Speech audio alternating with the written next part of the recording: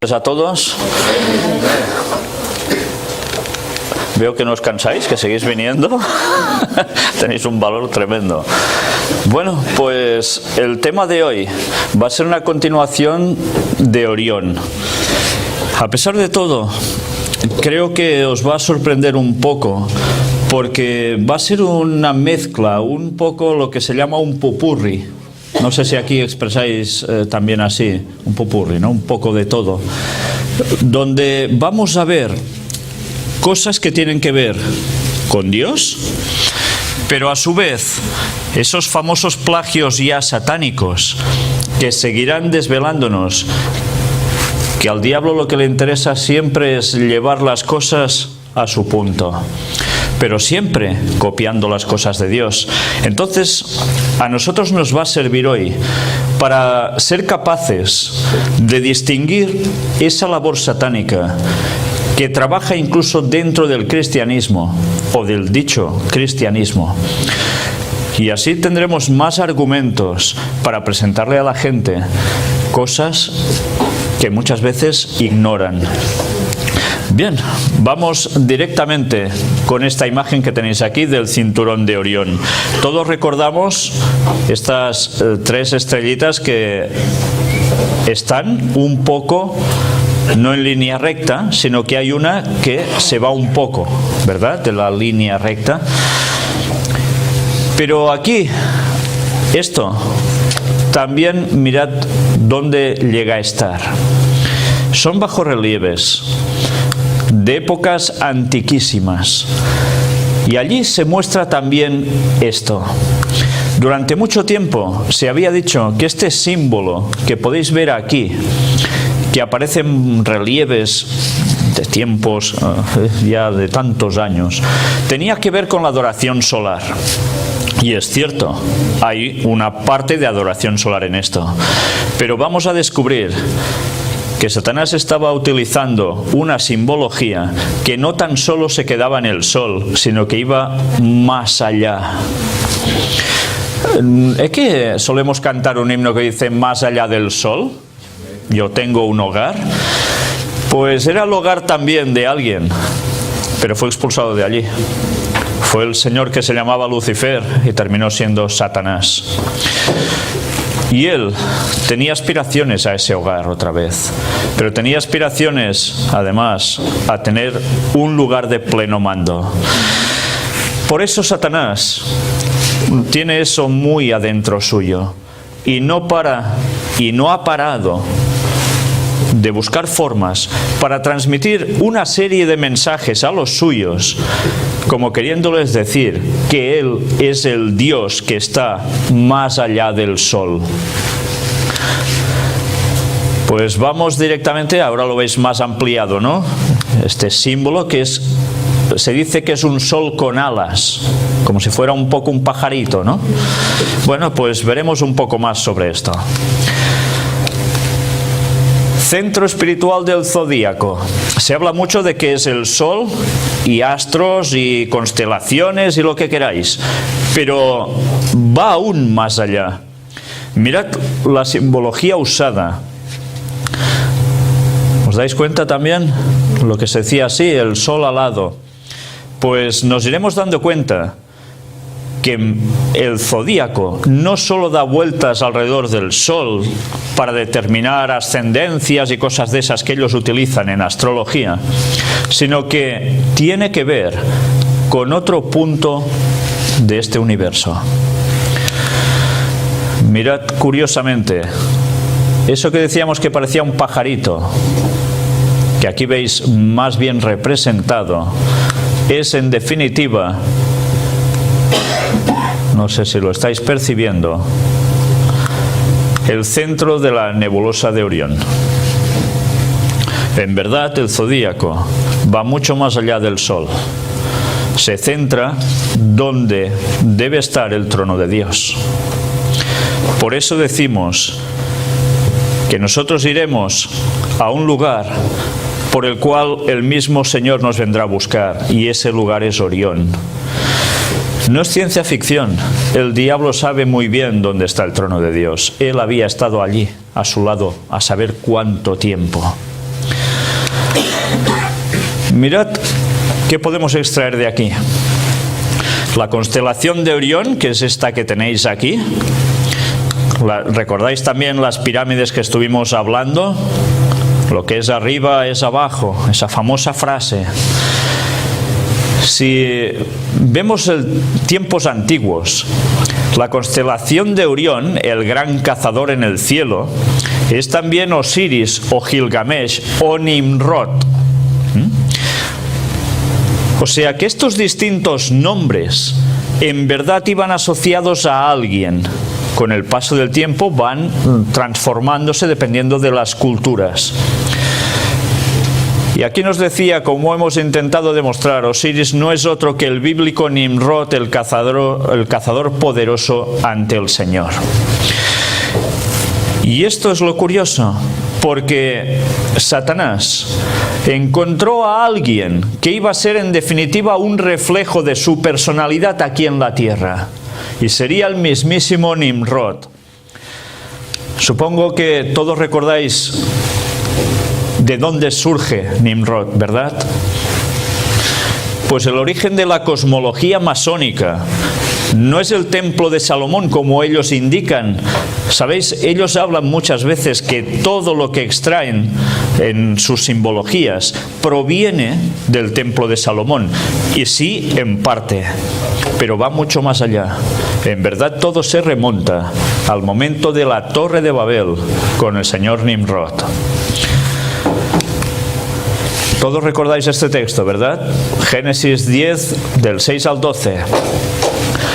Nos describe quiénes eran los hijos de Cam. Cam, todos sabemos quién es, uno de los 3 hijos de Noé. ¿El mejor de ellos? ¿El bendecido? ¿O todo lo contrario? Recordemos que el bendecido es Sem. Jafet tiene una gran participación con él, pero Cam no. Cam es el que sufre toda esa situación conflictiva por haber tenido algo con su padre. Los hijos de Cam fueron Cus, Mizraim, Fut y Canaán. A veces cuando leemos genealogías no nos damos cuenta, pero mirad de dónde sale la tierra de Canaán, la tierra prometida, pues es de los hijos de Cam. Por tanto, evidentemente cuando leemos los textos antiguos, cuando llega el pueblo de Israel, ¿a qué se dedican esa gente? ¿A alabar a Dios? Todo lo contrario. ¿No pasaban también a sus hijos por fuego? Era culto satánico totalmente. Pues bien, ya veis de dónde procede. Y los hijos de Cus fueron Seba, Ávila, Sapta, Raama y Sapteca. Y los hijos de Raama, Seba y Dedán. Y Cus engendró a Nimrod, quien llegó a ser el primer poderoso en la tierra. Mirad que hubo ya gente, pues él fue el número 1 en poder. Este fue vigoroso cazador delante de Jehová.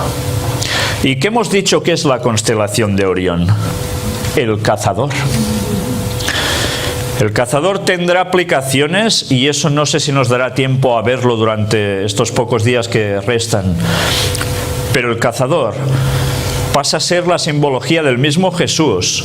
Cuando vendrá y destruirá, va a tender lazo a los moradores de la tierra, van a caer también. Pues Satanás, ¿qué tenía que hacer? Una vez más, copiar. Y hizo que un hombre llamado Nimrod llegara a ser un cazador de hombres, o sea, un sanguinario, pero además respetado por los otros, quizás por temor, hasta el punto en que llegó a hacer una gran ciudad. ¿La recordáis, no? Pues si veis todo el texto, os irá dando indicios de qué zonas fueron las suyas, dónde ubicaron Babel. Es interesante que cuando hay genealogías y nos diga los nombres, tengamos recursos de atlas. Sabéis, ¿no?, que son los atlas donde hay mapas geográficos, pero no actuales, sino antiguos. y veáis por comparativa dónde estaban ubicados cada uno de estos personajes, en qué tierras se situaron, porque con el tiempo vais a ver que dependiendo de dónde estuvieran, terminan siendo o de Dios o de los otros.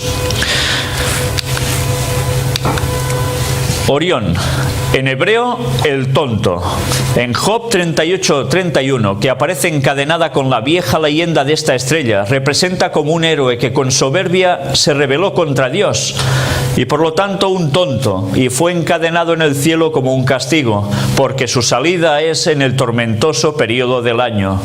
Es Nimrod el impío muy rebelde entre los asirios, Orión entre los griegos. Y el sabeísmo, adoración de las huestes celestiales y héroe de culto se mezclaron en su persona. La primera vez que subvierte el orden patriarcal de la sociedad mediante la sustitución de un cacicazgo sobre la base de la conquista. Mirad los distintos nombres para Nimrod dependiendo de las culturas. Evidentemente entre ellos estaba Osiris, pero me gustaría que leyeseis qué hay justo debajo de Osiris. Tamuz. ¿Y quién es Tamuz?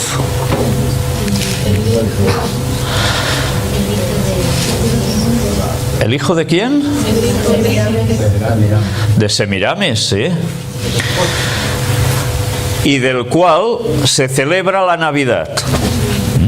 Curioso, en vez de celebrar el nacimiento de Jesús en verdad, lo que están celebrando no es el nacimiento de Jesús, es el nacimiento de Nimrod, 25 de diciembre. Cuestiones de solsticios también.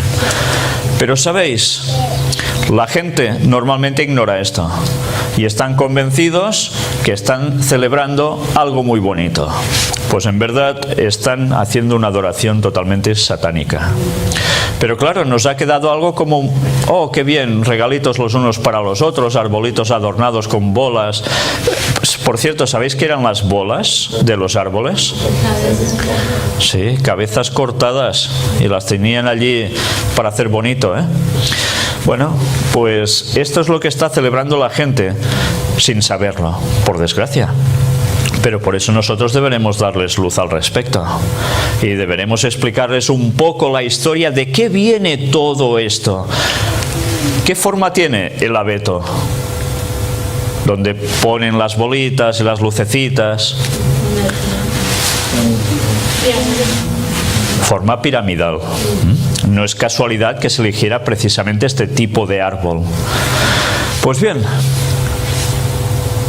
por cierto, ¿qué día nació Jesús? ¿Se dice en la Biblia qué día nació Jesús? No. Que no. ¿Por qué? Porque no se debería adorar el día de su nacimiento, ¿no? Bueno, si hubiese sido tan importante, el Señor nos lo hubiese revelado claramente. Pero, ¿sabéis? Se han hecho una serie de estudios y los mejores que he podido comprobar es que Jesús nació un día al cual parece ser que el diablo le ha puesto el ojo encima y lo odia realmente. Y fue un 11 de septiembre. Por eso, Satanás tiene esa manía en hacer ciertas cosas tan poco agradables en ese día. El 11S. Odia el día del nacimiento de Cristo. Hay incluso un cuadro muy antiguo donde se representa el nacimiento en Belén, en un pesebre, pero allí hay alguien puesto. ¿Y sabéis qué es? Pues un búho. Un búho. Como observando, estando pendiente de lo que estaba pasando allí. Satanás estaba pendiente de eso. Pues nada, vamos a seguir con lo que ahora nos lleva el tema. Sabeísmo, religión de los sabeos, que daban culto a los astros, principalmente al sol y a la luna. Evidentemente, esto de adorar astros ha sido desde siempre, desde tiempos antiguos y antiguos. Pero ellos pensaban que realmente adorando al sol o a los astros estaban adorando ¿a quién? A Dios, a lo bueno, a sus cosas buenas que creían que estaban pululando por allí. No pensaban realmente que ellos adoraban a Satanás. Algunos sí que lo sabían. Evidentemente, siempre los máximos sacerdotes eran conscientes de todo esto. Pasa un poco como con el catolicismo.